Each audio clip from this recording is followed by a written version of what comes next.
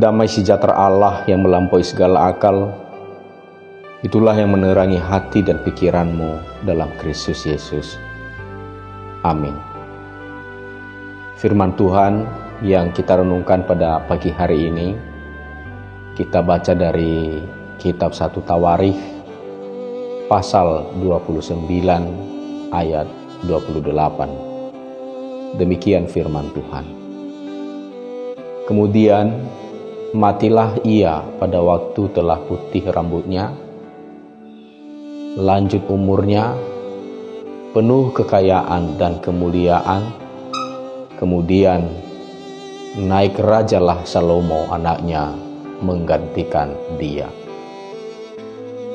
Saudara-saudara yang terkasih, semua kisah hidup tentu ada akhirnya.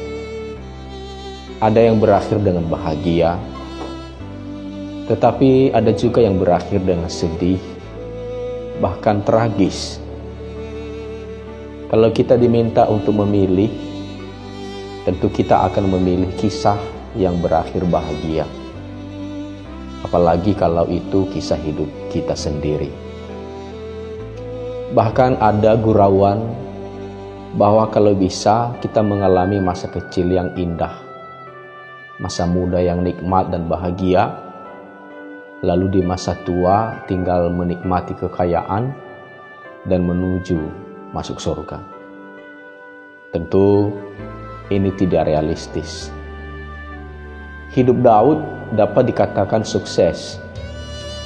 Ia sukses menjadi raja yang kaya raya dan penuh kemuliaan. Anaknya Salomo raja yang akan terkenal karena hikmatnya akan menggantikannya sebagai raja. Daud raja sekaligus prajurit sejati, wafat saat usianya sudah tua dan meninggalkan banyak kesan. Karyanya, hikmatnya, kesalehannya, dan doa-doanya. Memang ada raja Israel yang lain yang lebih makmur dan lebih lama memerintah daripada Daud. Tetapi tak ada raja yang lebih saleh darinya. Hingga ia bahkan dihubungkan dengan Mesias yang dijanjikan. Ya, Yesus bahkan juga disebut sebagai anak Daud. Saudara-saudara, ketika kita kelak meninggalkan dunia ini, apakah yang kita ingin agar diingat orang-orang mengenai kita? Keberhasilan atau kegagalan kita? Apakah perjalanan hidup dan iman yang telah kita perjuangkan bisa menjadi teladan bagi orang-orang yang kita tinggalkan? Kiranya bukan sekedar akhir bahagia yang kita inginkan terjadi di hidup kita, melainkan hidup yang telah selesai melaksanakan rancangan Allah bagi kita, bahwa melalui hidup kita banyak orang dapat merasakan kasih Tuhan. Melalui hidup kita nama Kristus dimuliakan. Ingat, hidup bukan hanya supaya kita sukses secara pribadi atau untuk memenuhi cita-cita pribadi kita, melainkan juga memenuhi cita-cita Tuhan yang menciptakan kita. Amin. Kita berdoa.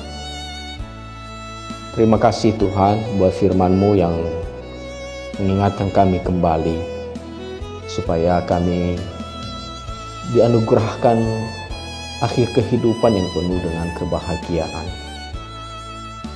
Oleh karena selama kami hidup seturut dengan kehendak Tuhan dan melakukan rancangan-rancangan Tuhan dalam hidup kami.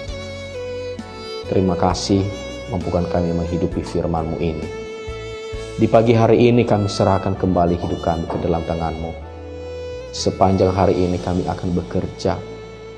Tolong kami mau bila Tuhan sendiri yang melindungi, menjaga, memelihara, dan memberkati kami. Mampukan kami Tuhan untuk melakukan kehendak-Mu. Di dalam nama Yesus kami berdoa. Amin. Kita terima berkat Tuhan. Tuhan memberkati engkau dan melindungi engkau. Tuhan menyinari engkau dengan wajah-Nya dan memberi engkau kasih karunia. Tuhan menghadapkan wajah-Nya kepadamu dan memberi engkau damai sejahtera sekarang sampai selama-lamanya. Amin. Demikianlah renungan firman Tuhan bagi kita. Selamat pagi, selamat beraktivitas. Kiranya Tuhan memberkati kita semua. Shalom.